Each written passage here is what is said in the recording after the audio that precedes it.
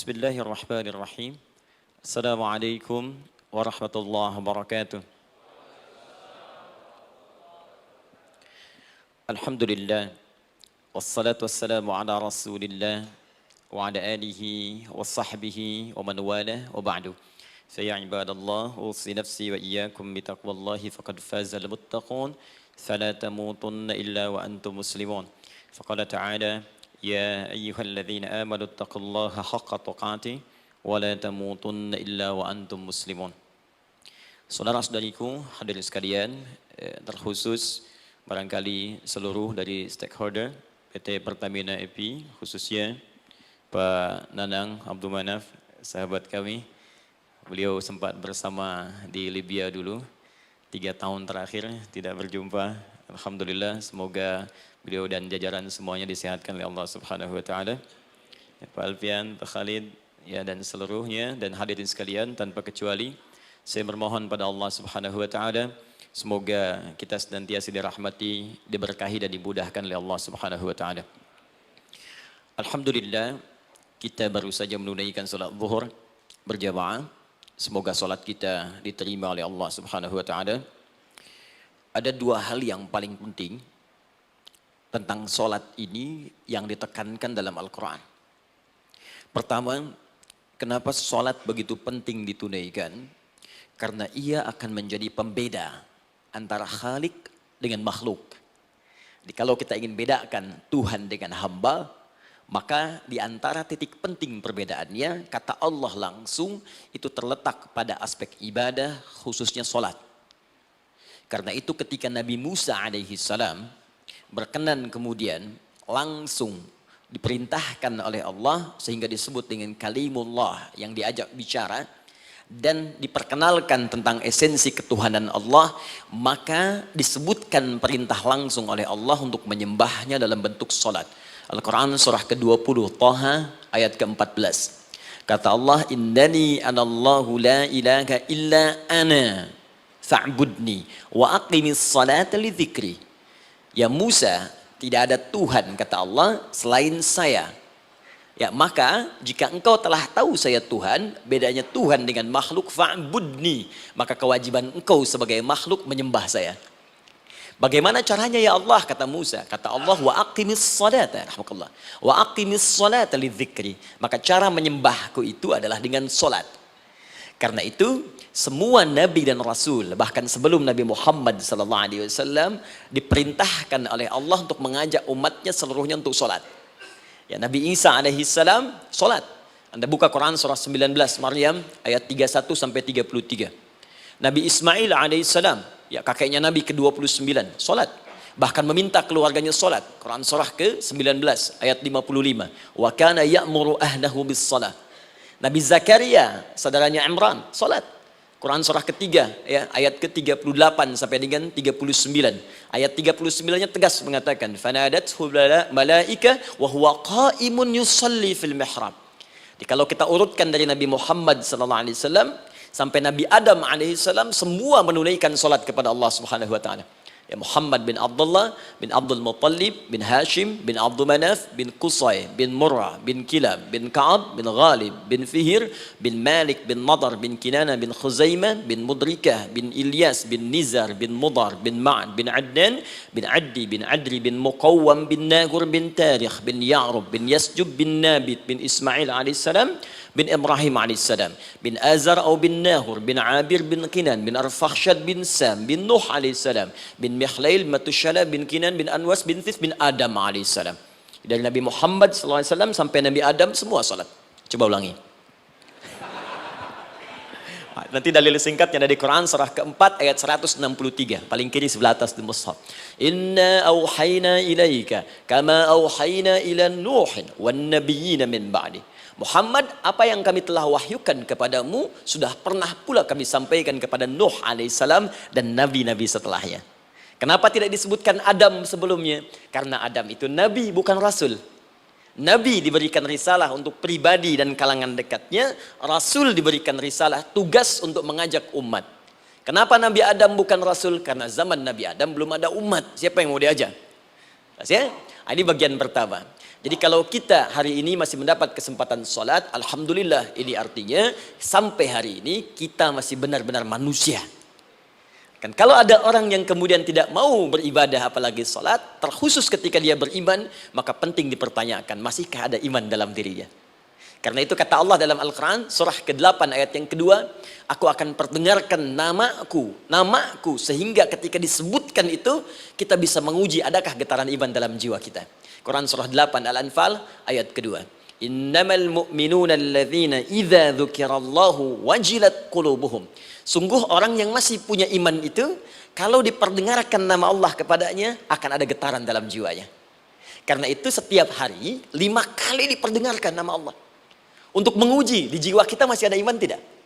Bahkan dari bangun tidur, bayangkan waktunya dibagi sempurna persis. Dari mulai subuh baru bangun, menjelang ke siang, mau berakhir siang ke sore, sore pindah ke maghrib, hilang kemudian muncul gelap malam. 5 kali persis dibagi waktu. Diperdengarkan untuk menguji, kira-kira setelah subuh siang masih ada nggak iman? Sore masih ada nggak? Ya Allahu Akbar, Allahu Akbar. Karena itu kalau iman masih ada melekat di jiwa kita, demi Allah saya katakan, begitu kita mendengar suara azan, pasti hati kita akan mengatakan, Allahu Akbar, Allahu Akbar. Wih, sudah azan ya? Pernah begitu? Ya, walaupun mungkin setelah selesai, La ilaha illallah, baru azan, belum qomat. Ya, itu normal, gak apa-apa. Yang penting iman masih ada. Nah, ini menunjukkan ada getaran dalam jiwa. Satu itu. Yang kedua, ini yang jarang dimanfaatkan teman-teman. Jadi seringkali sholat dimaknai pada ibadah formal bagian pertama saja. Adapun yang keduanya, ini yang jarang digali. Padahal sekali saja dalam sehari, itu 5 kali Allah menunggu kita. Ternyata sholat itu satu-satunya wasilah ibadah yang disebutkan dalam Al-Quran untuk langsung memohonkan semua kebutuhan yang kita rasakan. Bahkan sebelum kita diminta sholat, itu kalimat pertamanya bukan ibadahnya. Kata Allah, kau punya masalah apa? Sedang butuh apa? Sedang punya problem apa? Buka Quran surah kedua Al-Baqarah ayat ke-45 sampai 46. Paling kanan pertengahan di usad. Wasta'inu bis-sabri was-salah. Perhatikan kalimatnya, indah sekali. Ya Allah menempatkan sholatnya bagian kedua.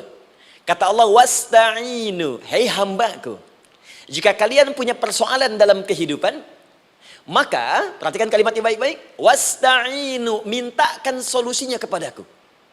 Jadi kalau sedang punya masalah, bukan bikin status, gak akan selesai.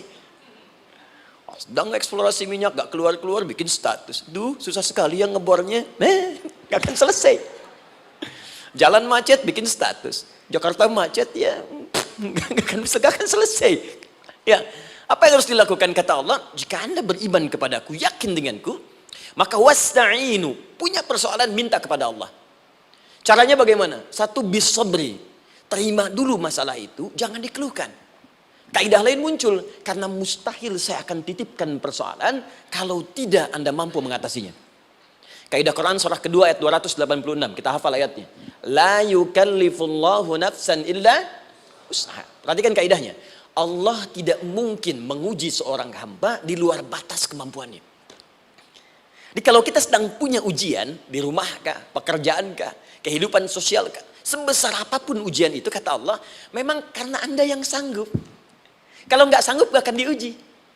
Di ujian itu berbanding lurus dengan kemampuan. Mustahil seorang hamba diuji di luar batas kemampuannya. Jadi kalau anda sekarang pun sedang punya masalah sebesar apapun, kata Allah, memang cuma kamu yang sanggup, yang lain tidak. Maka jangan mengeluh. Jangan anda katakan, ya Allah, why me? Kenapa saya? Kata Allah, why not? Memang kamu yang mampu. Yang lain tidak. Nah, ketika anda bisa menerima itu dengan sabar, baru datang kalimat kedua. Wassalah. Kemudian datang tunaikan sholat dan mintakan solusi kepadaku lewat sholat. Ya, sedikit ya. Lihat sini. Saya berikan sedikit uraian Al-Quran. Saya boleh menulis sini? Boleh ya? Ibu, maaf, agak jauh. Ibu kelihatan ini? Oh, belum saya tulis, bagaimana bisa kelihatan? Luar biasa. Cuma di Pertamina belum ditulis sudah kelihatan. Maaf, lihat sini. Wasta'inu. Baik, ya. Saya ingin sedikit sekali. Ini redaksi Quran itu indah sekali diksinya. Wasta'inu. Lihat sini. Kata Allah, jika anda punya persoalan dalam hidup, maka mintakan solusi. Terima dulu masalahnya dengan sabar, karena kita dipercaya oleh Allah. Gini, cara memahaminya. Allah aja percaya dengan kita. Masa kita nggak percaya diri? Allah yakin dengan kita, kita mampu. Masa kita nggak yakin? Terima dengan sabar. Kemudian wassalah, mintakan solusinya lewat salat. Kata perintahnya dibuka dengan kalimat wasta'inu. Kalau kita ingin rubah kata perintah ini, fi'il amr, ingin dirubah ke dalam bentuk permohonan, minta, maka rubah kalimatnya menjadi nasta'in. Lihat, nasta'in. Baik. Wasta'inu, kata Allah, kalian punya persoalan, ayo minta solusi padaku. Terus kita pengen minta, ya Allah, kami ingin minta. Maka dalam bahasa Arab, kalau kita ingin merubah kalimat ini ke dalam bentuk permintaan, kita katakan nasta'in. Saya tanya pada Anda, pernah nggak dalam sholat kita mengucapkan kalimat nasta'in? Ada? Masih ingat? Baik, apa kalimatnya? Iyyaka na'budu wa iyyaka nasta'in. Perhatikan, iyyaka na'budu wa iyyaka nasta'in. Iyyaka na'budu, iyyaka, ya Allah, Engkau perintahkan aku untuk ibadah. Maka sekarang aku ibadah, sholat, hanya kepadamu saja. Kan kata Allah, kamu sholat. Terus kita katakan, iyyaka na'budu. Sekarang kami sholat, ya Allah. Nama lain sholat itu ibadah. Kalau kita ibadah, na'budu. Dari mana tahunya nama lain salat ibadah? Quran surah ke-20 ayat ke-14. Fa'budni wa aqimis salata li dzikri. Ibadah kepadaku caranya salat. Maka saat salat kita katakan iyyaka na'budu. Ya Allah, Engkau perintahkan aku untuk ibadah, sekarang aku ibadah. Wa iyyaka nasta'in. Dan sekarang aku sedang punya persoalan, ya Allah. Aku punya masalah. Aku punya problem. Dan aku yakin hanya Engkau yang pasti akan menyelesaikannya. Ketika Anda mengatakan iyyaka nasta'in, perhatikan hadis qudsinya. Hadisnya qudsi. Ya. Al-Imam Al-Bukhari meriwayatkan, Imam Muslim meriwayatkan, An-Nasa'i meriwayatkan dari sahabat Abu Hurairah radhiyallahu taala anhu. Ada lagi yang dari sahabatnya Anas bin Malik. Perhatikan kalimatnya. Idza qala al-'abdu iyyaka na'budu wa iyyaka nasta'in, jika hambaku dalam salatnya benar membacanya, benar dari awal salatnya sampai dengan kalimat iyyaka na'budu wa iyyaka nasta'in, ya Allah, sekarang aku ibadah kepadamu dan sekarang aku punya persoalan. Aku mohonkan solusinya darimu. Kata Allah, hadza baini wa baina 'abdi. Ini perjanjian antara aku dengan hambaku. Wali 'abdi. Hadisnya qudsi. Wali abdi, kalau hambaku benar salatnya sampai kalimat ini, masalah, apapun yang dia minta sekarang, aku akan kabulkan. Aku akan kabulkan. Pertanyaan saya, berapa di antara kita yang salat sampai detik ini, ribuan kali ruku dan sujud, yang memanfaatkan momentum ini untuk memohon? Siapa di antara kita yang ketika salat memohon kepada Allah solusi? Jangan-jangan selama ini salat itu hanya menjadi formalitas saja. Takbir, ruku, sujud, salam, selesai. Takbir, ruku, sujud, salam, selesai. Padahal Allah sudah menunggu hambaku, kamu itu punya masalah apa? Makanya setiap waktu dibagi 5 supaya hidup kita ringan. Subuh ke zuhur punya masalah, zuhur salat. Begitu kita mohon, tuntas masalah itu. Zuhur ke asar punya persoalan, asar salat. Dijawab oleh Allah, tuntas persoalan itu. Karena itu semua nabi dan rasul, bahkan orang soleh, ketika punya persoalan dalam hidupnya, even itu hanya menulis karya ilmiah, maka mereka akan memulai dengan sholat dan minta kepada Allah Subhanahu Wa Taala. Teman-teman kenal Nabi Zakaria? Bagus. Baik, di sana belum tulis sudah kelihatan. Sini kenal Nabi Zakaria, alhamdulillah. Tapi nggak apa-apa. Saya ke Sukabumi Pak, ada yang kenal Fir'aun. Kenal Fir'aun, kenal, bagus. Baik, Sukabumi hubun dunia, suka itu hubun, bumi itu dunia. Baik. Teman-teman, Nabi Zakaria itu diuji oleh Allah. Maaf, belum punya keturunan. Dan semua nabi punya ujian. Jadi jangankan kita, nabi aja yang jelas surganya punya ujian. Ya, Anda pernah sakit, Nabi Ayub sakitnya lebih parah dari kita. Ya, Anda di keluarga belum ada keturunan, Nabi Zakaria pernah lebih daripada kita. Sampai rambutnya memutih, fisiknya sudah letih, dan menurut medis, maaf sekali, istrinya divonis tidak mungkin punya keturunan, monofus dan mandul, mustahil. Secara klinis, gak mungkin. Secara medis, tidak mungkin. Maka Allah tunjukkan satu isyarat yang sangat luar biasa. Jika Anda mendapati situasi, makhluk mengatakan ini mustahil dan sudah angkat tangan, ini tanda pertama dari Allah, langsung tinggalkan pendapat manusia, langsung memohon kepada Allah. Maka turunlah beritanya di Quran surah ketiga Ali Imran ayat 38 sampai 39. Paling kanan sebelah atas di mushaf. Sekarang perhatikan kalimatnya, saya mau sambungkan dengan Al-Fatihah tadi. Hunalika da'a Zakaria rabbah. Di mihrabnya Nabi Zakaria salat bermohon kepada Allah. Qala rabbi habli min ladunka dzurriyyatan thayyibah. Kemudian ia berdoa, Rabbi habli, ya Allah yang maha memberi tanpa batas. Ini adab pertama, kalau teman-teman mau berdoa, sebut nama Allah sesuai dengan hajat kebutuhan kita. Itu yang disebut dengan al-asma'ul husna. Di asma'ul husna itu bukan nama-nama indah yang sekedar dihafal, bukan. Tapi nama yang diberikan oleh Allah sesuai dengan kebutuhan hidup kita. Dalilnya Quran surah ke-17 ayat 110. Ya, paling kanan sebelah atas di mushaf, ke pertengahan. Ya, kata Allah, qulid Allah. Jika Anda punya persoalan, sebut nama Allah. Allah Awir Rahman atau Ar-Rahman. Ayyamma tad'u, tapi kalau Anda ingin spesifik meminta, falahul asmaul husna. Pilih nama Allah, ia punya nama-nama yang indah sesuai kebutuhan kita. Jadi kalau teman-teman misalnya minta kelancaran rezeki, sebut ya Allah ya Razzaq. Anak mau ujian, ya Allah ya Al-Alim. Di proyek misalnya ada hambatan, ada gangguan, ya Allah ya Al-Jabbar ya Al-Malik. Ingin mudah mengatasi ujian, ya Allah ya Sabar. Minta. Ya, jangan semuanya disebutkan, nanti jadi beban. Ya, Allahumma ya Rahman ya Malik ya Kudus ya Sabar, gitu kan? Yang tadinya nggak punya masalah jadi punya masalah, gitu kan? Pilih salah satu. Nah, jika Anda ingin memohon pada satu hal yang mustahil menurut manusia, maka minta dengan menyebut nama Allah yang memberi tanpa batas, mustahil di dalamnya. Nama Allah tersebut namanya Wahhab. Wahhab. Ya Allah, ya Wahhab. Al-Wahhab. Kalau kita rubah dalam bentuk permintaan, maka singkat kalimatnya dengan hab. Hab. Untuk sendiri habli, untuk banyakkan hablana. Rabbana hablana min azwajina wa dzurriyyatina qurrata a'yun. Nabi Zakaria minta karena sendiri yang mengalami situasi itu, maka beliau katakan, Rabbi habli. Ya Allah, habli min ladunka. Ya Allah yang tak punya batas dalam pemberian. Mereka mengatakan aku tak akan punya keturunan. Mereka mengatakan mustahil aku punya anak. Dan aku yakin kau memberi batas tanpa memberikan pemberian tanpa batas. Aku mohon darimu saja. Darimu saja. Dzurriyyatan thayyibah, keturunan-keturunan terbaik. Innaka sami'ud du'a.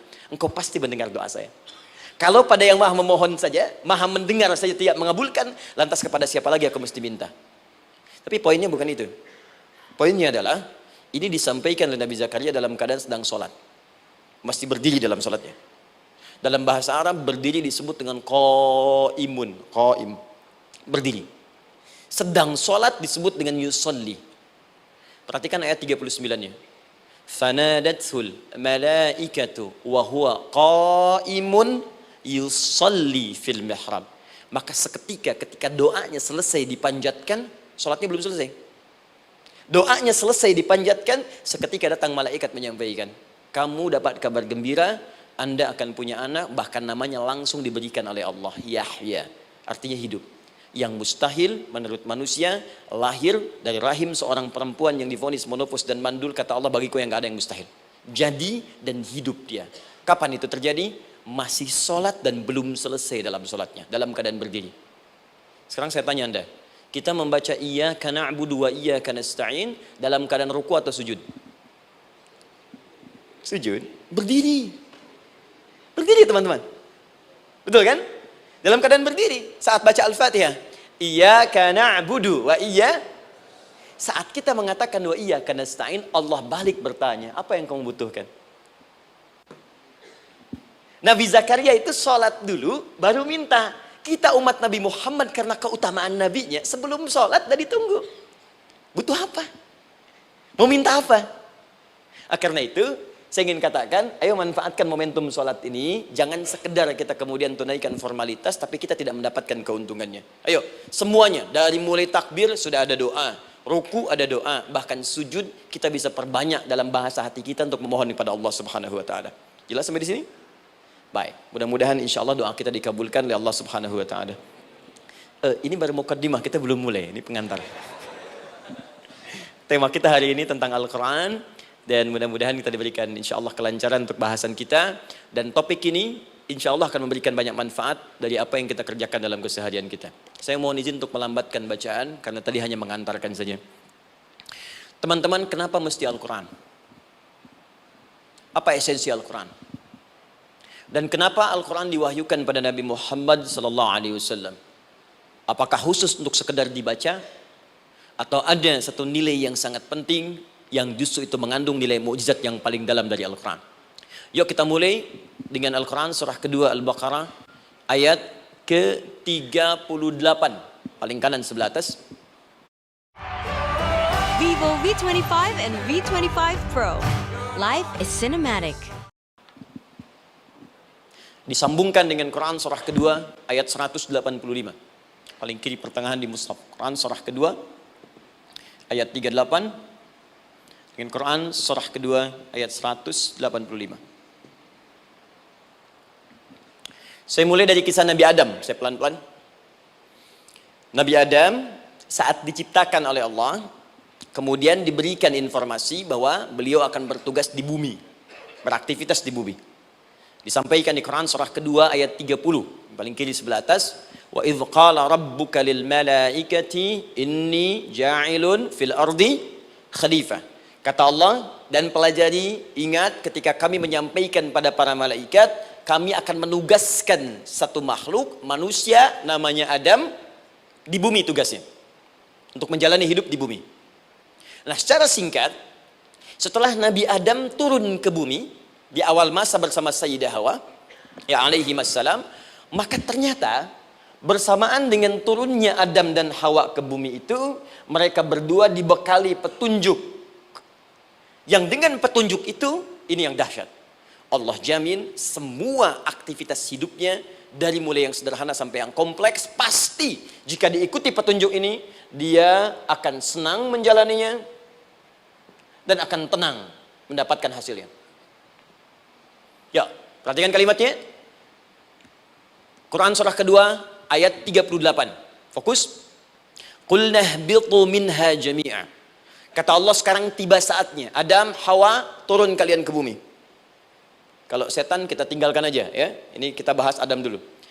Turun kalian semua ke bumi. Fa imma ya'tiyannakum minni huda. Maka nanti sejak kalian tiba di bumi itu, aku akan turunkan satu petunjuk disebut dengan hudan namanya. Hudan. Fokus. Faman tabi'a hudaya, maka jika Anda dan keturunanmu mengikuti semua detil di petunjuk ini, fala khaufun 'alaihim wala hum yahzanun, maka aku pastikan engkau dan seluruh keturunanmu akan menjalani hidup di muka bumi dengan tenang dan senang. Fala khauf, khauf itu gelisah, takut. Lawan dari takut apa? Tenang. Lawan dari gelisah, tenang. Kata Allah, jika Anda mengikuti tuntunan hidup yang ini, maka saya jamin semua hidupmu tenang. Walahum yahzanun, dan saya pastikan selama hidup di muka bumi itu kalian tidak akan pernah bersedih. Senang. Lawan sedih itu senang. Jadi ternyata kita itu diminta tugas di bumi itu bukan untuk dipersulit. Jadi kalau ada yang hidup sampai saat ini sedih deh, di rumah tangga sedih, di kantor nggak tenang, pasti di antara poinnya bukan nggak mampu senang, tapi boleh jadi yang hidup ini tidak membaca petunjuk kehidupannya. Anda kerja di perusahaan, teman-teman ada yang di Pertamina, ada yang di yang lain. Kalau Anda nggak ikuti petunjuk, kan pekerjaan tidak akan berlangsung dengan nyaman kan? Kalau Anda nggak ikuti aturannya, bagaimana bisa mengerjakan petunjuk itu dengan nyaman? Maka apalagi hidup yang kompleks, kata Allah, sejak Adam saya turunkan, sudah ada petunjuk kehidupan, saya namakan dengan hudan. Anda ikuti petunjuk ini, maka langsung jaminan dari Allah, semua yang Anda jalani dalam hidup, pasti saya jamin senang dan tenang. Petunjuk ini disebut apa? Hudan. Nah, agak cepat. Di setiap masa, Nabi Adam selesai hidupnya, generasi kemudian berkembang, datang lagi Nabi Nuh, sampai ke Nabi Muhammad SAW. Perhatikan baik-baik. Setiap berganti generasi akan turun hudan sesuai dengan kebutuhan masyarakatnya pada saat itu. Baik, Nabi Musa menerima kitab apa namanya? Nabi Musa, Taurat. Taurat disebut hudan dalam Al-Quran. Muncul Nabi Musa, kitabnya disebut Taurat. Perhatikan baik-baik. Tahukah teman-teman ketika Taurat disebutkan dalam Al-Quran? Buka Quran surah ke-17. Ya, ayat yang kedua. Wa ataina Musal kitaba. Kami berikan kepada Musa kitab. Lihat, wa ja'alnahu hudan li bani Israil. Dan kitab yang kami berikan itu, yang disebut Taurat, Ali Imran ayat yang ketiga, wa anzalat Taurata wal Injil. Kami berikan Taurat kepada Musa. Nah, saat Allah turunkan Taurat itu, hudan li bani Israil. Isi Taurat ini adalah petunjuk kehidupan khusus untuk Bani Israel saja. Umatnya Musa. Jadi kalau umat Nabi Musa mengikuti petunjuk hudan, Taurat ini, kata Allah, saya jamin semua hidupnya tenang dengan senang. Nabi Isa turun Injil. Injil disebut hudan dalam Al-Quran. Dan yang terakhir, saya cepat karena waktu kita terbatas. Ketika Allah menurunkan Nabi Muhammad SAW dan dipilih sebagai Rasul, maka saat yang bersamaan beliau pun diberikan petunjuk untuk umatnya. Dan dahsyatnya petunjuk itu pun disebut dengan hudan. Buka Quran surah kedua ayat 185. Syahrul Ramadan alladzi unzila fihi al-Quran. Di bulan Ramadan itu, kata Allah, saya turunkan Al-Quran. Kenapa saya turunkan Al-Quran? Hudal linnas. Saya jadikan Quran ini sebagai petunjuk, pedoman hidup linnas, bukan terbatas untuk satu komunitas, tapi untuk seluruh manusia sampai kehidupan berakhir. An-Nas disebutkan 241 kali dalam Al-Quran, menunjuk pada semua manusia tanpa kecuali. Ini bedanya Al-Quran dengan kitab sebelumnya. Taurat hanya untuk kalangan tertentu saja. Jadi selesai nabinya, selesai kitabnya. Injil hanya kalangan tertentu saja. Nabinya selesai, selesai kemudian misinya. Tapi Al-Quran tidak. Ini kalimat pertama langsung dari Allah. Walaupun nabinya wafat, tapi karena Al-Qurannya didesain oleh Allah untuk seluruh manusia sampai kehidupan berakhir, maka pasti Al-Quran itu di setiap masa akan mampu dijadikan pedoman dalam kehidupan. Nah, jadi prinsip pertama, ketika Allah menurunkan Al-Quran, sebenarnya tujuan utamanya bukan sekedar dibaca. Bukan. Tapi di dalamnya itu ada petunjuk hidup, Pak, Bu. Dan yang buat, yang menciptakan kita. Bukankah Anda kalau ingin memperbaiki sesuatu akan datang kepada penemunya, penciptanya? Anda punya handphone, ada masalah, kan datangnya ke counter handphone. Anda punya mobil, ada persoalan, bukankah datangnya ke dealer? Sekarang kita ingin tahu persoalan hidup kita. Ingin tahu gambaran hidup kita. Ingin tahu misi dan visi hidup kita. Kemana kita kemudian bertanya? Pada pencipta kita. Nah, kata Allah, ketika saya utus manusia pertama kali ke bumi, saya sudah turunkan bagaimana cara menjalani kehidupannya. Dan ternyata berita baiknya untuk kita diberikan oleh Allah satu petunjuk utuh, langsung disebutkan, isinya disebut dengan Al-Quran. Jadi dari Al-Fatihah sampai dengan An-Nas, dia bukan bacaan biasa. Semua di dalamnya ada petunjuk kehidupan kita dari mulai bahkan dalam kandungan sampai kita wafat kepada Allah Subhanahu wa taala. Kalau diikuti petunjuk ini, langsung turun jaminan dari Allah. Hidup kita pasti akan tenang dan nyaman. Saya bacakan cepat ya. Tapi nggak usah ditulis, nanti kalau teman-teman agak terlambat mengikutinya, Anda buka kembali rekamannya, Anda boleh runtutkan kembali. Saya baca cepat saja, dan ini insya Allah Anda hanya akan temukan dalam Al-Quran. Nanti saya berikan rahasia di akhir sebelum kita akhiri. Yuk, satu, Anda silahkan bandingkan dengan buku manapun, referensi manapun, Anda hanya akan temukan dalam Al-Quran.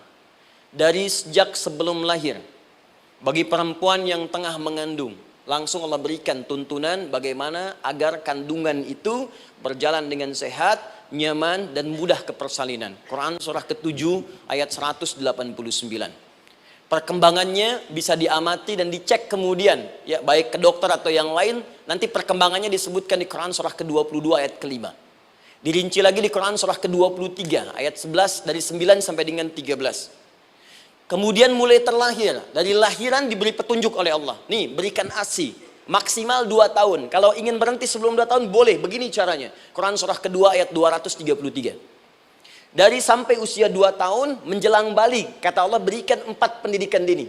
Ini turunannya, disebutkan 1, 2, 3, 4. Jika Anda ajarkan ini, maka anak ini akan tumbuh. 1, dekat dengan Allah. 2, dijamin taat pada orang tuanya. 3, dia akan baik dengan lingkungannya. Dan 4, dia akan bertahan dalam kebaikan sampai dia dewasa. Quran surah ke-31 ayat 13 sampai dengan 19. Usia 7 tahun, ya mulai dia balik misalnya, dia akan mulai belajar. Bagaimana cara belajar yang baik supaya cepat paham, gampang mengerti. Turun Quran surah ke-9 ayat 122.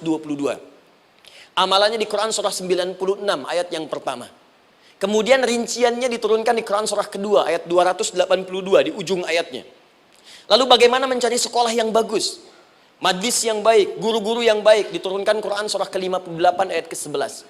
Dicontohkan tentang Maryam dan Nabi Isa alaihissalam di Quran surah ketiga ayat 35 sampai dengan 37. Naik lagi, dia mulai dewasa, ya, mulai bergaul, bahkan kadang-kadang merantau, punya tempat komunitas berbeda. Bagaimana supaya dia bergaul tidak terpengaruhi lingkungan yang tidak baik. Maaf ya, kadang-kadang ibu yang sudah mengandung, melahirkan, ayah mencari nafkah, tiba-tiba anak pergi bahkan ke kampus, ke sekolah, dapat teman yang gak bagus, pulang-pulang mengecewakan Anda. Bagaimana menemukan tempat-tempat yang baik untuk bisa menjaga perilaku anak ini? Ditemukan nanti di Quran surah ke-49 ayat ke-13-nya. Dirinci perkembangannya di Quran surah ke-12 Yusuf ayat 2 sampai dengan ayat 29-nya. Sampai ketika dia akan mulai kemudian menikah. Kata Allah, pilih pasangan yang baik dengan ta'aruf, berikan mahar yang sempurna. Quran surah ke-4 ayat ke-4. Kemudian dia mulai menikah. Kata Allah, sebelum menikah, pelajari dulu fikih nikah. Banyak orang yang menikah, tapi karena tidak belajar tentang persoalan rumah tangga, apa yang akan terjadi di rumah tangganya. Detil Pak, Bu. Kata Allah, ini, kalau kamu berbuat begini, akan ada miskomunikasi. Kalau ada miskomunikasi, persoalannya akan begini. Solusinya begini. Maka diturunkan dasarnya di Quran surah ke-30 ayat 21, detilnya di Quran surah ke-4 ayat 34 sampai dengan 35. Paling kiri sebelah atas sampai dengan ke tengahnya. Anda berlanjut, diterangkan oleh Allah, hei, tugas suami saat mulai pertama kali menikah, maka tugas yang pertama siapkan untuk mencari nafkah. Bagaimana caranya ya Allah? Diturunkan oleh Allah. Satu, jangan takut kehilangan rezeki.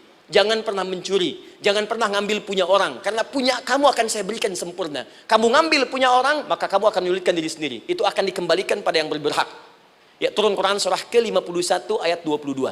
Dirinci, begini cara nyarinya. Quran surah kedua ayat 168. Kalau Anda ingin cepat baru bergerak, rizkinya sudah dapat. Quran surah kedua ayat 172. Ada yang dahsyat, dia belum keluar, rizkinya yang mendatangi dia. Jadi nanti di Al-Quran ada 8 jenis rizki. Di antara yang paling hebat, ada yang belum Anda datang, rizkinya sudah menjemput. Ada orang mendatangi rizki, ada rizki mendatangi dia. Contoh, Al-Imam Asy-Syafi'i sedang berdiskusi dengan Imam Malik gurunya. Kata Imam Asy-Syafi'i, Syekh, rizki itu mesti saya cari dulu, baru kita dapat. Kata gurunya, ya Syafi'i, ada rizki yang cukup kita beramal dekat kepada Allah, dia akan datang tanpa kita cari dengan ikhtiar manusia. Kata Syafi'i, mustahil.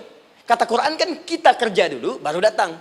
Kata Imam Malik gurunya, kamu yang belum sampai, kita amalkan ini, rizki datang. Maka berhenti sampai di situ. Imam Syafi'i pamit.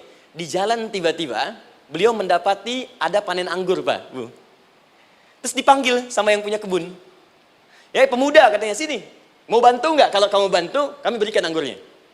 Maka beliau bantu, panen, petik. Sampai setelah selesai diberikan anggur yang besar-besar, hanum. Senyum, senang beliau.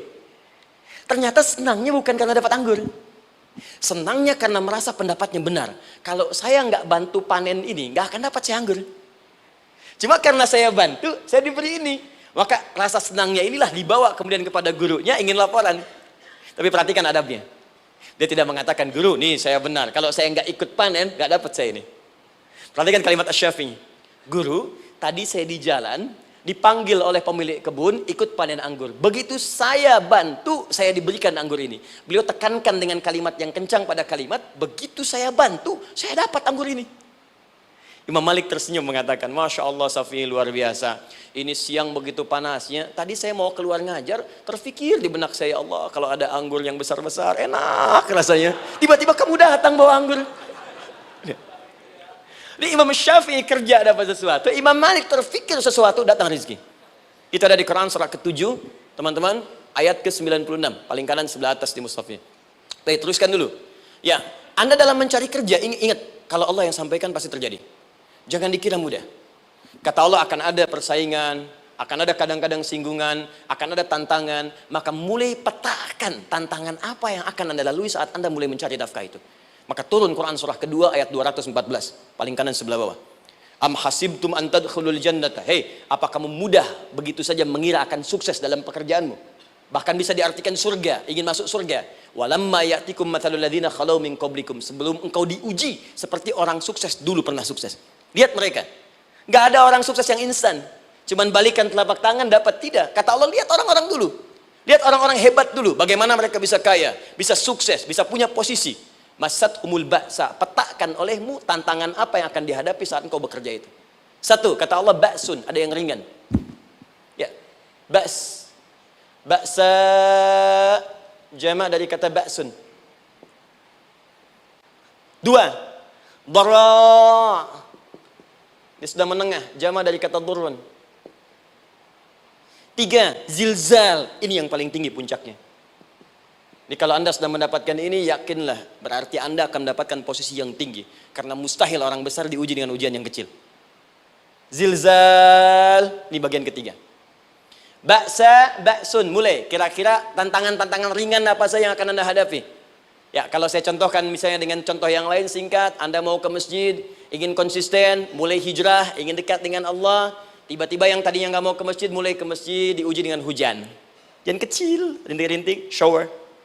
Begitu hujan, orang Arab mengatakan kalau hujannya bisa lewat tanpa payung pun, orang Arab mengatakan la ba'sa. La ba'sa ini ringan. Orang kita sambungin, labas. Dari bahasa Arab, lewat. Nah, jadi kalau Anda mau berangkat nih, siap bekerja, siap hadapi tantangan. Baru mau lewat hujan kecil, berarti itu tantangan kecil kita lewati. Macet, petakan, cari jalan yang kemudian sempurna, jalan yang kosong, buka Google-nya, buka Waze-nya, buka map-nya, cari. Jadi kalau pada yang kecil aja belum kita lewati, bagaimana mendapatkan yang besar? Anda mau ke masjid, dikasih hujan kecil. Mau berangkat gak jadi. Papa, kenapa gak jadi? Hujan mah, kan ada payung, takut riak. Tuh. Setelah itu darwa, maaf, tantangan fisik. Kadang-kadang mulai ke fisik, mulai mengganggu. Ya, maaf, dirincikan kemudian oleh Al-Quran. Turun Quran surah ke-21, ayat 87 sampai 88, kisah Nabi Yunus alaihissalam. Yunus beraktivitas, bekerja, bukan berarti nggak ada tantangan. Kadang-kadang dibawa, kadang-kadang diusir, kadang-kadang Anda dapat misalnya proyek, kadang-kadang sudah mulai masukkan tender, tiba-tiba gagal, diserobot orang, kadang-kadang orang yang dapat, Anda yang ngajukan, itu biasa. Kata Allah itu biasa, bukan cuma Anda, yang lain pun ada. Bukankah Allah ajarkan kisah Sayyidah Hajar alaihissalam dengan Ismail? Bukankah bolak-balik naik Safa Marwah, kadang di atas, kadang di bawah, kadang lihat peluang sampai Marwah ternyata bukan air. Terkadang Anda yang bekerja, tim yang lain yang mendapatkan karena kerja keras Anda bisa jadi terjadi. Bukankah yang kerja keras Hajar yang dapat Ismail? Mungkin Anda yang konsep, yang dapat minyaknya orang lain. Mungkin Anda yang kerja, kan yang suksesnya teman Anda, gak ada masalah. Dan itu kemudian akan bermanfaat bagi Anda. Tidak mungkin setiap keringat yang keluar dari diri kita mustahil, kecuali akan melahirkan manfaat yang kembali pada diri kita. Tantangan. Tapi yang paling dahsyat, ini yang gak ditemukan di sebagian referensi yang kita baca. Ketika Allah menjelaskan semua tahapan-tahapan tantangan ini sampai ke puncaknya zilzal. Zilzal itu kalau bahasa sekarang gempa. Ada ujian yang menggoncang hati kita. Ketika Anda kerjakan, ya Allah, tantangannya dahsyat. Kenapa mesti saya, ya Allah? Kau nggak selesai-selesai, ya Allah. Itu wajar, teman-teman, itu biasa. Kata Allah, orang dulu saja mengatakan, mata nasrullah, kapan ini selesai? Berbahagialah kalau teman-teman sudah mendapatkan tantangan puncak yang paling tinggi ini. Ini artinya Allah sedang mempersiapkan Anda menjadi orang besar di kemudian hari. Dan cara mengatasinya diturunkan Quran surah ketiga ayat 142, paling kiri sebelah atas. Perhatikan dahsyatnya. Yang pertama diterangkan tantangannya, yang kedua dijelaskan cara mengatasinya. Saya mau berhenti sampai di titik ini, nanti saya terangkan cara berinteraksi dengan Al-Quran. Ya, perhatikan baik-baik. Kata Allah, jika kelak engkau sudah bisa memetakan tantangan ini, maka siapkan solusi untuk mengatasinya. Ayatnya dibuka dengan kalimat yang sama persis. Saya pernah sampaikan teori ini di dua perusahaan besar di Indonesia. Yang pertama ada satu perusahaan, karena ini direkam saya nggak sebutkan perusahaannya, perusahaan otomotif besar, sedang turun gratis, kemudian juga ada inflasi yang tinggi. Terus saya terangkan teori Quran. Dia praktekkan berhasil, Pak. Padahal saat itu saya presentasi di depan non-muslim. Non-muslim. Sales-sales se-Indonesia dikumpulkan, saya bedah tentang ini. Dan mereka berhasil. Sampai sekarang naik lagi. Yang kedua sama, ini direkturnya juga non-muslim. Tapi nggak apa-apa, kita diskusi. Dan mau mendengar teori ini. Dan praktekkan, naik. Ya, dulu di satu perusahaan minyak juga. Sedang turun, karyawan semua dikumpulkan. Lalu kita bahas tentang ini, kita terangkan. Yang ini yang paling menarik dari Al-Quran. Kalimatnya sama persis. Quran surah ketiga ayat 142. Am hasibtum an tadkhulul jannata. Apa Anda duga akan begitu mudah mendapatkan kesuksesan dalam hidup. Tolong fokus baik-baik. Jangan selalu mengartikan jannah dengan surga. Karena asal kata jannah itu artinya kesuksesan, kebahagiaan yang belum tampak. Surga, kenapa disebut dengan jannah? Karena itu puncak kebahagiaan kita yang belum nampak sekarang. Saya kasih rahasia ya. Ini di antara kita saja nih. Kalau ada kata jim dengan nun di depannya, itu pasti tidak nampak, tersembunyi. Apapun tambahannya. Ya, misal, jin kenapa disebut dengan jin? Karena memang ketika diciptakan, dia tidak tampak, tersembunyi. Lawannya ins, karena itu kita disebut ins, karena saat lahir kita tampak. 18 kali disebutkan dalam Al-Quran. Ya ma'syaral jinni wal ins, wa ma khalaqtul jinna wal ins. Jadi jin disebut jin karena memang fitrahnya tersembunyi, gak nampak. Jadi kalau ada jin melakukan penampakan, itu jin sedang kena masalah. Sedang keluar dari fitrah. Sama dengan manusia, harusnya tampak. Jadi kalau ada manusia yang senang sembunyi-sembunyi, dia sama dengan, bukan saya yang bilang, sedang punya masalah. Ke kantor, sembunyi-sembunyi, hati-hati Pak Alfian tuh. Biasa ada pintu depan, masuk pintu belakang. Suami di rumah, buka WA, sembunyi-sembunyi, Bu hati-hati tuh. Pulang lewat pintu belakang, berarti sedang punya persoalan dalam hidup. Setiap ada jim dengan nun, pasti tersembunyi. Ibu punya janin, rahim, dalam rahim ada janin. Kenapa disebut dengan janin? Jim, nun, ya, nun. Karena sosok itu belum nampak dalam pandangan kita. Nanti kalau sudah lahir, baru tampak. Jannah, kenapa disebut jannah? Karena belum tampak dalam pandangan kita, nanti kelihatan. Karena itu dalam Al-Quran, kata jannah itu tidak dikhususkan dengan surga. Tidak dikhususkan dengan surga. Kadang-kadang menunjuk aspek kesuksesan yang belum tampak. Anda mau ngubur minyak, minyaknya belum tampak. Belum kelihatan. Anda mau kerja, ya hasilnya kan belum tampak, baru ikhtiar sekarang. Karena itu orang Arab disebut kaya, kalau mereka mendapatkan kebun yang tak tampak sebelumnya. Kebun anggur, bukan kurma, kalau kurma banyak. Kebun anggur, ada apel, ada jeruk, sampingnya ada sungai-sungai, disebut dengan jannah. Ya, kalau punya unta, nggak kaya di Arab, biasa. Karena yang kelihatan padang pasir, unta, hitam, merah, biasa. Tapi kalau sudah punya kebun anggur, yang sulit di padang pasir ada kebun, itu baru disebut kaya. Karena itu orang Arab kadang mengartikan jannah dengan aspek kesuksesan yang belum tampak. Diartikan dengan kebun anggur, kebun apel, dan macam-macamnya. Perhatikan, am hasibtum an tadkhulul jannah. Apa Anda duga ingin sukses itu begitu mudah? Sukses jadi tidak. Walamma ya'lamillahu alladhina jahadu minkum wa ya'lamas sabirin. Perhatikan baik-baik. Sebelum Allah memastikan pada diri Anda terdapat dua hal yang paling utama untuk mengatasi tantangan tadi. Satu, jahadu. Kesungguhan. Serius. Jadi kalau mau sukses, mesti serius. Kerja serius. Cintai pekerjaan Anda. Ya, belajar anak-anak serius. Pastikan belajar dengan serius. Jangan cuma anak-anak duduk paling belakang, nggak pernah nanya, kadang ngantuk, pulang. Ujian, besoknya mau ujian, baru belajar. Ya, sistem SKS, sistem kebut. Ya, kadang-kadang sejam, Bu, Pak. Saya pernah ada orang di luar ngadu waktu di Libya, Ustadz, gimana ini orang Indonesia? Kenapa? Saya belajar 3 bulan. Besok mau ujian. Teman antum orang Indonesia pinjam catatan saya baru semalam. Dia dapat 8, saya 7,5. Saya bilang, Anda belum tahu sistem SKS tuh. Baik, ya. Tapi itu bukan solusi. Begitu ujian selesai, ilmu lupa. Itu poinnya. Jadi kalau hanya sekedar ilmu dipakai untuk ujian, pada prakteknya nggak akan terpakai. Ini banyak anak sekolah sekarang hanya belajar untuk ujian saja. Padahal kalau dipraktekkan, kadang kaitan dengan agama tinggi, Bu, Pak. Fisika itu dengan agama itu tinggi. Gaya F1 sama dengan F2, gaya gerak sama dengan gaya dorong. Gaya sedikit, maka keluarnya sedikit. Pukul kencang, bunyinya kencang. Imannya kalau kuat, amalan jadi banyak. Iman sedikit, amal pun sedikit. F berbanding lurus dengan P, hukum Pascal. Gaya berbanding lurus dengan tekanan. Masuk bab akhlak. Makin banyak gaya, makin banyak tertekan. Nah itulah. Gaji 5 juta, gaya 10 juta. Kan? Ini serius. Serius. Di divisi apapun Anda, saya 3 sepekan lalu lah takziah ke tempatnya yang Habibie. Terus diminta tausiah di sana. Dan saya perhatikan beliau termasuk yang paling serius ketika diberikan tugas apapun. Gak pernah diberikan amanah kecuali mencintai pekerjaan itu. Yang Habibie demikian. Ciri orang sukses itu serius. Tapi keseriusan itu, kata Allah petakan jadi 3 bagian lagi. Karena jahadu itu punya 3 turunan kata. 1, keseriusan merencanakan, disebut ijtihad namanya. Punya rencana. Mappingnya apa? Stepnya apa? Oke, Anda ingin kerjakan sebuah proyek, baik, proyeknya berlangsung berapa lama? Target kita apa? Jangka panjangnya, menengahnya, jangka pendeknya. Kemudian apa tantangan yang akan dihadapi di setiap tahapan-tahapannya? Selesaikan.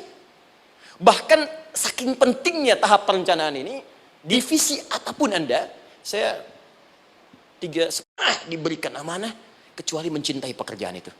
Yang Habibie demikian. Ciri orang sukses itu serius. Tapi keseriusan itu merencanakan sebuah proyek, baik, proyeknya berlangsung berapa lama? Target kita. Teman-teman masih ingat sholat pertama yang kita kerjakan setiap hari, sholat apa namanya? Subuh. Apa artinya subuh? Tuh, ini masalahnya. Ini kata Al-Quran sendiri ya, kata Al-Quran sendiri. Nanti akan ditemukan orang yang ibadah tidak paham apa yang dikerjakan dan dilakukan dalam ibadahnya. Contoh sholat. Kata Allah akan ada orang sholat yang saat sholat tidak mengerti apa yang ia baca dan ia lakukan dalam sholatnya. Jujur tanyakan pada diri kita. Sampai detik ini, dari sekian ribuan kali ruku dan sujud, berapa persen bacaan sholat yang kita pahami? Jangan-jangan kita ruku tapi nggak ngerti yang dibaca. Sujud tak paham yang diungkapkan. Bagaimana bisa khusyuk? Mustahil. Maka kembali ke sini. Kenapa sholat pertama itu disebut dengan subuh? Teman-teman, ternyata semua nama sholat dari subuh sampai isya, plus bacaan dan gerakan dari takbir sampai salam, itu bukan sekedar gerakan semata. Semua ada artinya, ada maknanya. Dan diajarkan oleh Nabi langsung. Subuh disebut dengan subuh. Ada 2 kata. 1, fajar. Quran surah ke-17 ayat 78. Inna Qur'an al-fajri kana mashhuda. Kedua, subuh di surat At-Takwir. Wasubhi idha tanaffas. Kenapa disebut fajar? Fajar itu pancaran positif, pancaran kebaikan. Jadi kalau yang baik disebut fajar. Kalau yang jelek disebut fujur. Fujur ada di Quran surah 91 ayat 7 sampai 8. Wa nafsi wa ma sawaha fa'alhamaha fujuraha wa taqwaha. Fujur itu rambatan, gelombang buruk yang muncul dari nafsu. Ya, ditembuskan ke elemen tubuh kita. Misal gini. Tiba-tiba pengen marah. Ya, di tubuh kita mengatakan melotot, maka ini ada pancaran di hati kita nyambung kemudian ke mata. Ini rambatan dari sini ke mata disebut fujur namanya. Mau ke tangan pukul, masuk ke tangan. Itu rambatannya disebut fujur namanya. Ya. Yang baiknya disebut fajar. Ya, misal saya ingin sholat, tiba-tiba hati mengatakan sudah azan, merambat ke kaki, cepat melangkah. Cepat wudhu. Nah, itu rambatannya disebut fajar namanya. Atau infajar. Ini pasti ada, ya. Fujur nama lainnya nafsu. Disebutkan 115 kali dalam Al-Quran. Takwa, rambatan fajar, sumbernya takwa. Disebutkan 115 kali dalam Al-Quran. Di jiwa kita ada takwa, ada nafsu. Takwa yang dorong malaikat, disebutkan 88 kali dalam Al-Quran. Nafsu yang dorong setan, disebutkan sama 88 kali. Di setiap Anda akan mengerjakan satu hal, pasti akan yang mendorong pada yang baik, akan mencegah dari yang baik itu nafsu. Pasti itu. Pak Alfian mau tanda tangan proyek. Tiba-tiba disodorkan, Pak, ini Pak. Kok begini proyeknya? Perbaiki, karena ada yang nggak beres. Tapi fee-nya lumayan Pak, 1 miliar.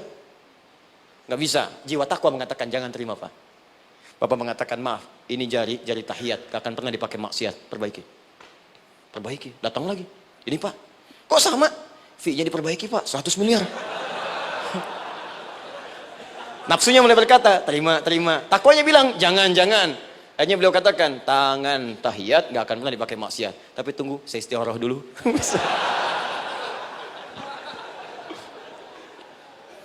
Nah, waktunya, ini salatnya disebut fajar. Kenapa disebut fajar? Karena saat kita tidur, terus dengar suara azan, Allahu Akbar, maka memancar dari iman kita, rambatan untuk merespon suara itu. Bangun kita untuk menunaikan salat.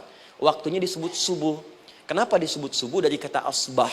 Asbah itu artinya yang siap dengan rencana. Ya, orang Islam tuh nggak ada yang bangun dari tidurnya kecuali punya rencana jelas yang akan dieksekusi di hari itu. Makanya sebelum kita bekerja mengeksekusi itu, kita datang menghadap Allah supaya Allah berikan kemudahan di setiap aktivitas kita. Coba lihat manajemen Nabi. Bukankah sebelum tidur beliau istighfar dulu? Dirinci pekerjaannya, dicatat yang akan dikerjakan besok, istighfar 70 kali, 100 kali, sehingga dengan istighfar saat tidurnya tenang. Coba kita biasakan. Ada yang baca Quran, ada yang istighfar. Kalau nggak percaya silahkan cek. Begitu Anda lakukan, tidurnya enak. Besoknya rencana itu sudah siap. Makanya ketika bangun, siap jam 7 mau kemana, jam 8 ada di mana, jam 12 kerjakan apa. Sebelum mengerjakan itu datang kepada Allah, sujud, ya Allah, saya punya rencana ini tolong mudahkan. Begitu caranya. Itu yang disebut dengan subuh. Nah, sekarang kembalikan peta hidup kita mau seperti apa ke depan. Ijtihad. Yang kedua, kalau sudah jelas konsepnya, visinya sudah ada, maka jihad. Yang kedua jihad. Jihad itu eksekusinya, aksinya, actionnya, perjuangan fisiknya. Rencananya apa?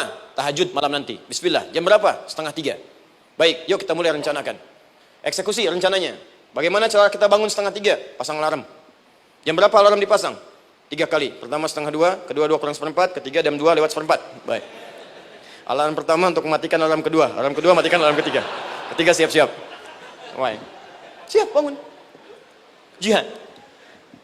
Awas, ini penting ya. Jihad itu jangan dipersempit maknanya kepada situasi peperangan saja, tidak. Banyak jihad itu luas sekali medannya. Karena jihad itu perjuangan fisik. Dan maaf sekali, dalam konteks perang pun bukan menyerang orang. Tapi membela diri saat diserang. Di Islam itu bukan agama ekspansi. Cek di sejarah, nggak ada Islam menyerang. Yang ada itu membela diri saat diserang. Atau saat orang lain dizalimi dan kita diminta untuk terlibat, kita membantu. Ini bukan dalam konteks sekarang yang banyak dibincangkan. Tembak orang, bom orang, nyerang orang. Bukan. Itu waktu kejadian bom Tamrin itu pertama, saya di Lampung posisinya. Itu begitu meledak, tuar. Pertanyaan pertama Pak di Majelis Taklim, Ustaz, apakah bom di Jalan Tamrin termasuk jihad fisabilillah? Saya bilang, Pak, sependek pengetahuan saya, jihad fisabilillah itu jihad di jalan Allah, bukan di Jalan Tamrin. Kaidahnya beda. Nah, misal mencari nafkah itu jihad. Cari nafkah jihad.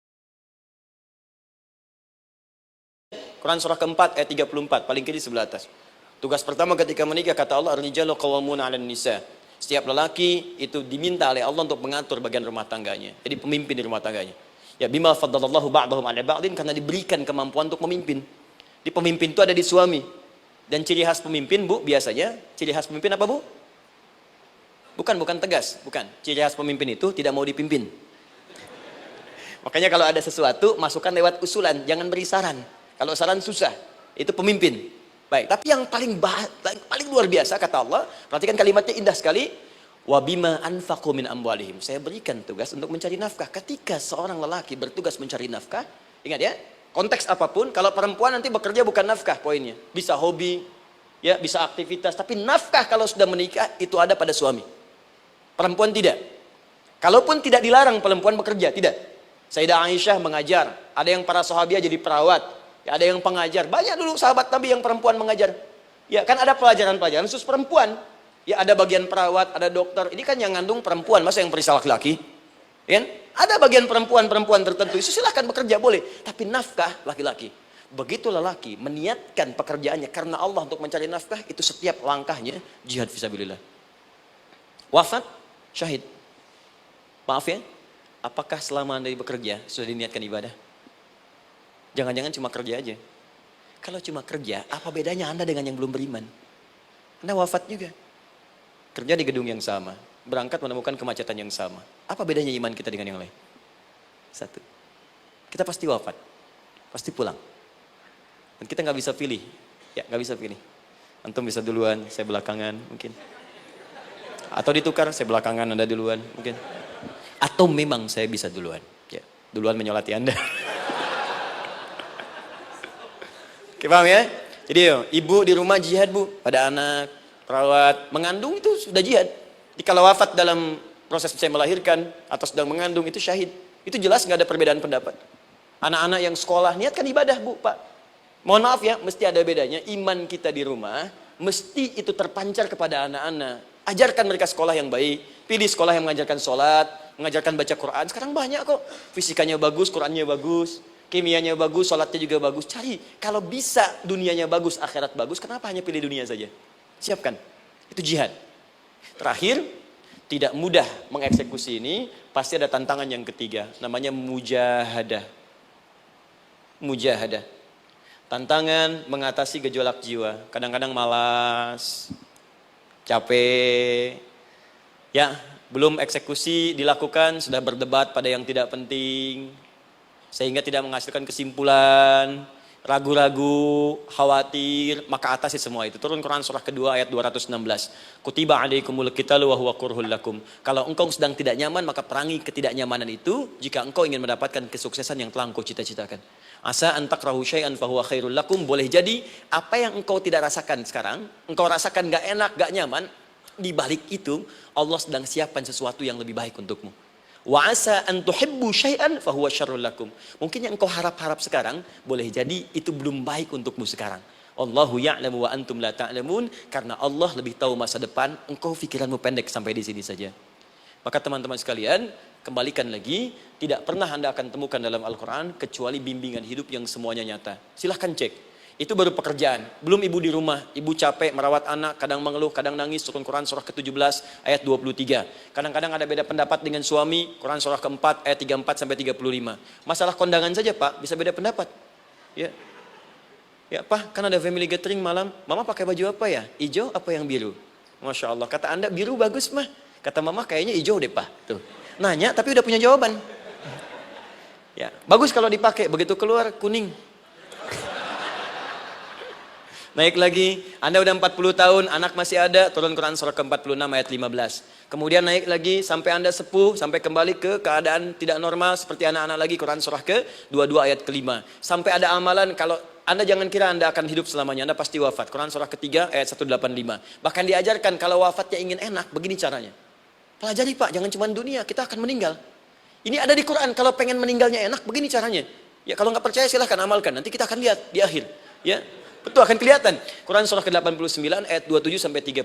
Kalau kalian nggak pelajari ini, silahkan kata Allah, saya berikan yang ini yang kedua sambil dipukulin malaikat. Quran surah ke-8 ayat ke-50. Sampai di alam kubur dijelaskan, kalau nanti Anda wafat, Anda pindah ke alam kubur, kalau ingin dikuburnya terang, nyaman, banyak rezekinya, lakukan amalan Quran surah ketiga ayat 169 sampai 172. Tapi kalau Anda abai, Anda akan seperti Firaun dulu. Setiap pagi sampai petang ditampakkan neraka. Quran surah ke-40 teman-teman sekalian disampaikan oleh Allah langsung ya, dari ayat 45 sampai 46 ya. Sampai terjadi kiamat disampaikan Quran surah ke-75. Sampai dihisab, ada yang masuk surga tanpa hisab, Quran surah kedua ayat 25. Ada yang masuk neraka tanpa hisab. Ada. Kan yang kita tahu surga aja, masuk neraka tanpa hisab ada. Quran surah 18 ayat 99 sampai dengan 100. Sampai disebutkan surga yang paling indah nomor 1 bersama Nabi dan orang-orang soleh. Jadi kalau Anda masuk sini, tetangga Anda semua Nabi. Ya, depannya Nabi Ibrahim, belakangnya Nabi Musa misalnya, samping kirinya Nabi Yusuf, ya, samping kanannya Nabi Muhammad SAW. Itu cuma 3 golongan, orang soleh, para syuhada, orang-orang jujur dalam kehidupan dunianya. Jadi kalau Anda jadi pekerja yang jujur, taat kepada Allah, Anda berpotensi masuk surga bersama semua Nabi dan Rasul yang pernah diutus. Ya. Baik, itu ada di Quran surah ke-4 ayat ke-69. Ada yang kedua di taman surga, Quran surah ke-51 ayat 15 sampai dengan 18. Ada yang surga seluas langit dan bumi, Quran surah ketiga ayat 133 sampai 134. Ada yang neraka yang biasa, ya, sebiasa-biasa nerakanya kebakar juga. Quran surah 4 ayat 56. Tingkat paling tinggi neraka jahanam untuk 2 golongan, munafik, ingat, munafik dan kafir. Jadi kalau Anda pun muslim, jauhi perbuatan munafik. Karena munafik akan mengantarkan langsung ke dalam neraka jahanam. Quran surah keempat ayat 140. Mana yang tidak ada? Mana yang tidak ada di Quran? Semua ada. Bisnis ada, ya, birokrasi ada, diplomasi ada, mengajar ada, ilmu ada. Karena itu saya mau tutup, jika kita ingin benar mengeluarkan petunjuk ini, seperti orang dulu pernah melakukannya, maka kata Allah melalui lisan Rasulullah, turun Quran surah ke-29 ayat ke-45. Satu ini aja kita kerjakan, insya Allah ini akan beda kita rasakan. Utslu ma uhya ilaika minal kitab. Jika kalian kemudian hidup di muka bumi, maka keluarkanlah bimbingan dari Al-Quran sesuai dengan kebutuhan kita secara tematik. Utslu itu dari kata tilawah. Tilawah itu baca, pahami, amalkan. Karena itu setiap kita baca Al-Quran, di sampingnya pasti ada yang menerjemahkan supaya kita paham. Betul kan? Ketika ada yang baca Al-Quran, di sampingnya ada siapa? Ya, sari tilawah kan? Baik, sari tilawah itu bahasa Indonesia. Ya, sari, sebetulnya tilawah saja. Tapi mungkin saat yang menerjemahkan dulu pertama di Indonesia, namanya Bu Sari. Karena itu disebut sari tilawah. Ya, kalau Adi mungkin ada tilawah gitu kan? Nah, jadi teman-teman, caranya begini. Anda keluarkan sesuai kebutuhan. Enggak semua ayat Quran mesti kita kaji. Kalau mau dari awal, dari akhir, bagus. Kalau baca silahkan. Hatamkan, Nabi juga hatamkan. Tapi kalau Anda ingin ambil sesuai passion kita. Anda pebisnis, kenapa enggak mengeluarkan ayat bisnis di Quran? Teman-teman yang diperminyakan, keluarkan ayat-ayatnya ada. Quran surah At-Tur, surah 52 itu. Keluarkan. Ya, wal bahrul masjur. Dan jika Anda akan melakukan eksplorasi di laut, carilah laut yang punya, nih kualifikasi begini. Yang di bawahnya ada endapan tanah yang melahirkan api, kata Allah tuh. Itu potensial ada minyaknya. Kalau yang kerja di batu bara, turun Quran surah Fatir, surah 35, ayat 27 sampai 29. Ini jenisnya. Ada yang kelihatan dari jauh, ada yang harus digali, ada yang kelihatan dari jauhnya kelihatan hijau, ada kelihatan menghitam. Disebutkan langsung. Ada. Kenapa nggak Anda turunkan dalam bentuk-bentuk tematik yang itu bagian kita? Ada yang pokok, ada yang spesifik. Yang pokok tentang sholat, karena semua orang sholat. Tentang ayah. Anda jadi ayah berapa tahun? Kenapa nggak dikeluarkan di Quran ayat-ayat tentang ayah? Kenapa nggak dikeluarkan di Quran ayat-ayat tentang ibu? Jangan jauh-jauh dulu bicaranya. Tentang belajar. Nah, nanti eksekusinya, kalau mau cepat, buka kitabnya Al-Imam Al-Bukhari. Ada kitab hadis, saya akhiri, yang dikarang oleh Al-Imam Al-Bukhari dan sangat populer. Apa nama kitabnya? Kalau hafal saya kasih hadiah. Apa kitab Imam Al-Bukhari yang populer? Ya?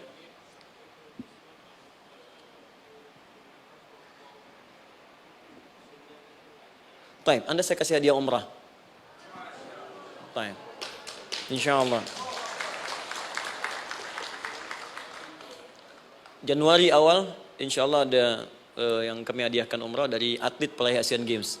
Ya, Anda boleh ikut nanti. Ya, ada juga saya senang saya cinta dengan bangsa ini.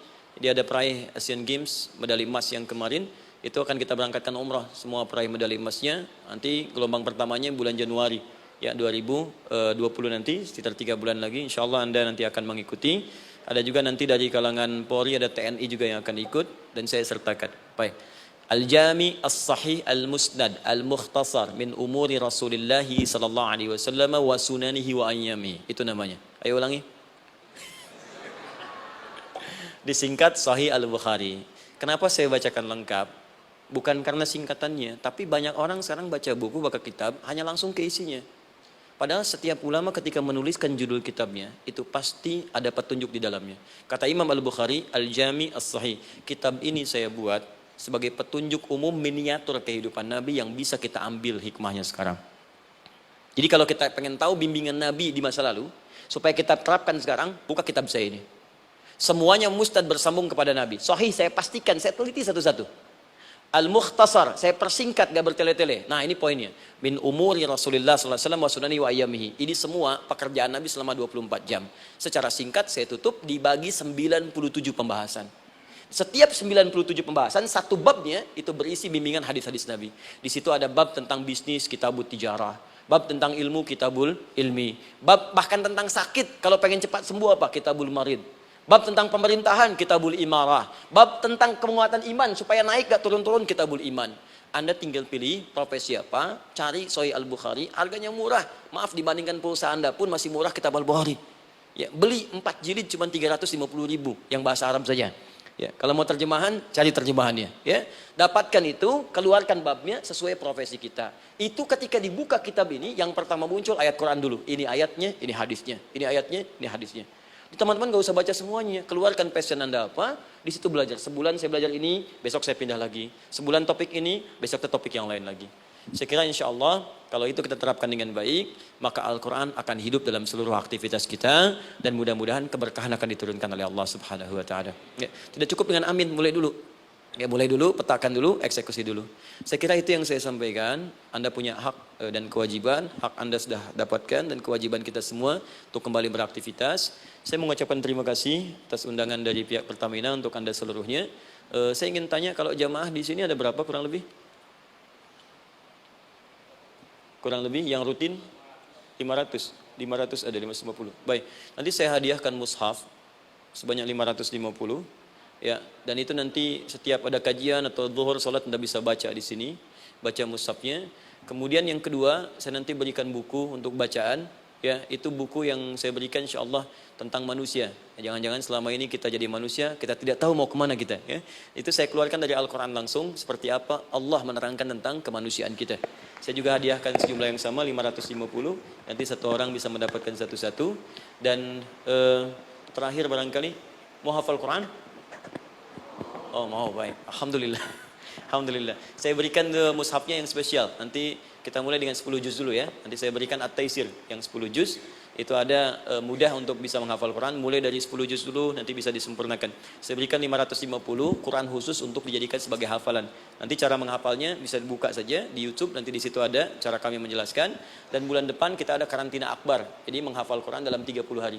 Alhamdulillah angkatan pertama sudah selesai, ada yang hafal 24 hari, 23 hari, 30 juz, bukan juz 30 ya.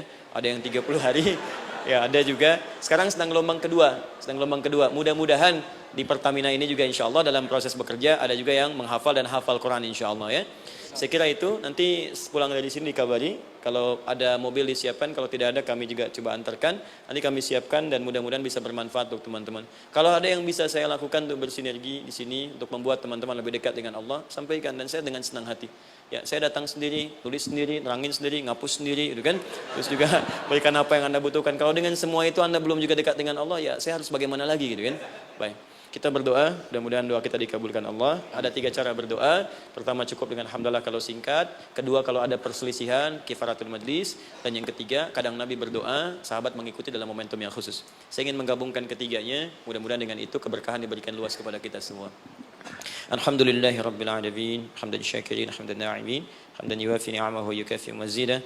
Ya Rabbana lakal hamdu wa lakal syukru kama yanbaghi li jalali wajhikal karim wa li 'azimi sultanik.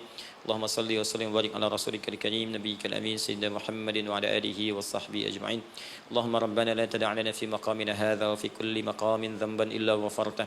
Ya Allah, kami mohon jika ada satu pun di antara kami saat ini yang hadir membawa ya Allah dosa-dosa dalam dirinya, jangan biarkan yang meninggalkan tempat ini kecuali Engkau telah ampuni segala dosa-dosanya. Wala hamman illa farajtah. Ya Allah, jika ada di antara kami yang tengah hadir saat ini ada kegelisahan dalam jiwanya, maka mohon jangan biarkan yang meninggalkan tempat ini kecuali Engkau telah tenangkan keadaan hatinya. Allahumma wala asran illa yassartah. Ya Allah, jika ada di antara kami yang tengah mengalami kesulitan baik di pekerjaannya, kehidupan rumah tangganya, maka dengan keikhlasan amalnya ya Allah angkat dan ringankan segala kesulitannya. Allahumma wala maridan illa syafaitah. Jika ada di antara kami yang tengah Engkau uji dengan penyakit seberat apapun, maka mohon angkat dan sembuhkan segala penyakitnya. Allahumma yassir lana umurana wa la tu'assir alaina. Ya Allah, mudahkan semua urusan kami, jangan berikan kadar ujian yang tidak kami sanggup mengatasinya ya arhamar rahimin.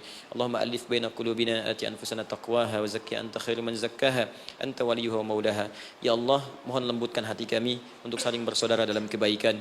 Jauhkan kami dari perpecahan ya Allah, dan bersihkan jiwa kami agar kami bersih keadaan jiwa untuk bisa beramal dalam kebaikan dengan mendapat ridhamu. Allahumma rabbana atina fid dunya hasanah wa fil akhirati hasanah wa qina adzabannar. Ya Allah, kami mohon anugerahkan segala kebaikan di muka bumi ini yang mampu kami raih, dan berikan kami segala kemuliaan di akhirat yang mampu kami dapatkan, dan mohon jauhkan kami dari segala ya Allah murka dan neraka-Mu. Allahumma barik lana ya Allah fi ailatina wa fi amalina ya Allah wa fi kulli ya Allah hayatina. Ya Allah, kami mohon anugerahkan keberkahan dalam kehidupan keluarga kami, di kantor, di pekerjaan kami, dan seluruh tahapan kehidupan yang akan kami lalui. Bi fadlika subhana rabbika rabbil izzati amma yasifun wa salamun alal mursalin. Subhanakallahumma wa bihamdika asyhadu an la ilaha illa anta nastaghfiruka wa natubu ilaik wa akhiru da'wana alhamdulillahi rabbil alamin. Thumma assalamu alaikum warahmatullahi wabarakatuh.